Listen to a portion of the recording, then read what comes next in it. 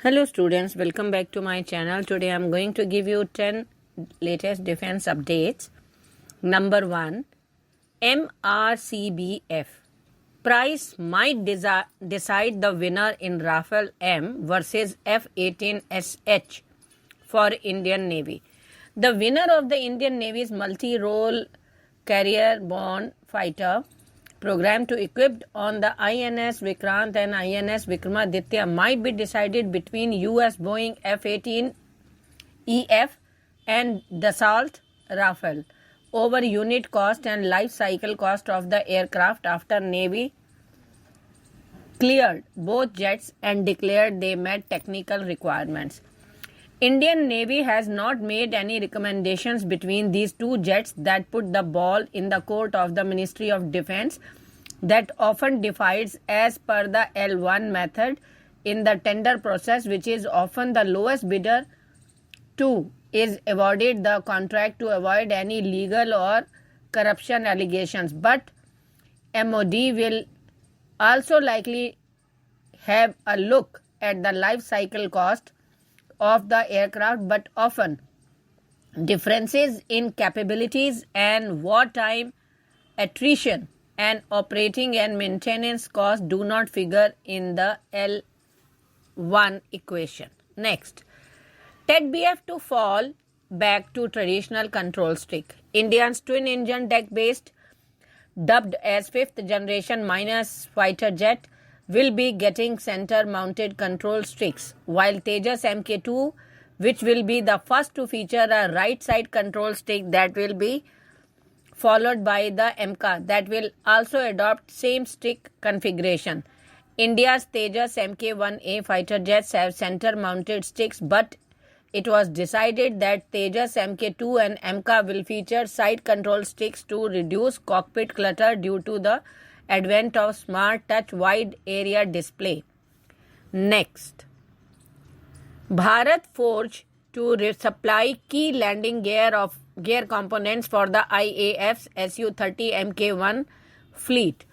Bharat Forge, one of the leading forging companies in India, has developed an indigenous two-piece aircraft wheel rim that is forged with high-grade aluminium locally for India's Air Force Su-30 Mk1 fleet to decrease dependency on Russia for the supply of such important components of the landing gear.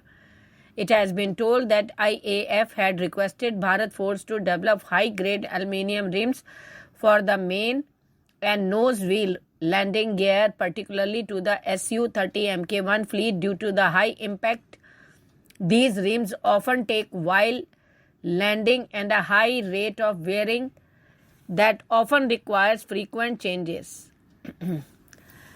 Cobra Warrior Exercise Director says wonderful to have IAF with Mirage 2000s has been performing brilliantly. Exercise Director for United Kingdom's Cobra Warrior Group Captain James Calvert on Tuesday said it was wonderful to have Indian Air Force with Mirage 2000s in this year's edition, and it has been performing brilliantly throughout in all the roles. Next, part of Army's ALH Dhruv helicopter fleet resumes operation. After being grounded for over 10 days, some of the ALH Dhruv helicopters of the Indian Army have resumed operations, said Indian Army officials on Tuesday. The remaining fleet will be cleared for operations after checks are carried out by the technicians team, including HAL officials, added Army officials. Earlier this month, an Indian Navy Advanced Light Helicopter ALH on a routine sortie off the Mumbai coast made an emergency landing after it experienced a sudden loss of power and rapid loss of height. Next, Army plans green hydrogen-based power plants along border with China. The Indian Army on Tuesday said it has set in motion a process for installation of a green hydrogen-based microgrid power plant project in the forward areas along the northern borders, a move that comes amid the eastern Ladakh border row with China. Next, Support march at India's UK embassy after protest by Khalistani supporters. Several Indian diaspora groups Tuesday assembled outside the India House here to show solidarity with the Indian High Commission, which was vandalized by Khalistani extremists over the weekend. A large number of Indians at the We Stand by High Commission of India demonstrations carried Indian flags and placards with slogans Our Tiranga, Our Pride, United We Stand, and religious symbols of Indian major religions. Next, second anti-submarine warfare craft launched in Kolkata.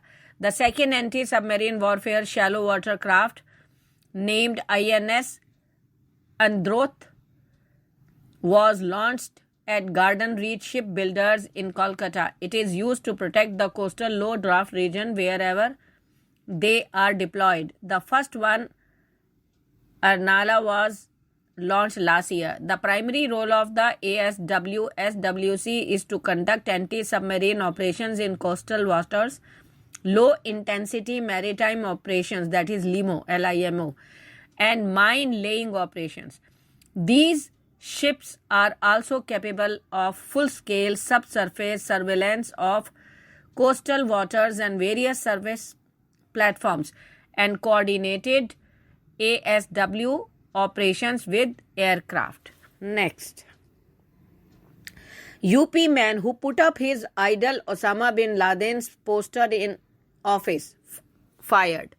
A sub-divisional officer SDO in Uttar Pradesh Power Corporation Limited has been dismissed from service for allegedly putting up a picture of terrorist Osama bin Laden in his office, a senior official said on Tuesday. UPPCL Chairman M. Devraj ordered the termination of Ravindra Prakash Gautam after a recommendation to this effect was made following an inquiry. The inquiry found that Gautam used to call the Al-Qaeda chief his idol and put up a picture of him in his office. Dakshinanchal Vidyut Vitran Nigam MD Amrit Kishore told. Next, Indian Envoy cancels event after Khalistani supporters protest in Canada. An event to be attended by the Indian Envoy to Canada in British Columbia province had to be cancelled due to security concerns after a violent protest by Khalistani supporters. The event had been organized on Sunday at the Taj Park Convention Centre, Surrey, to welcome the High Commissioner of India, Sanjay Kumar Verma's first visit to the West Coast. The event was ultimately cancelled for security reasons, Global News, the current affair division of the Canadian Global Television Network, reported. Thank you.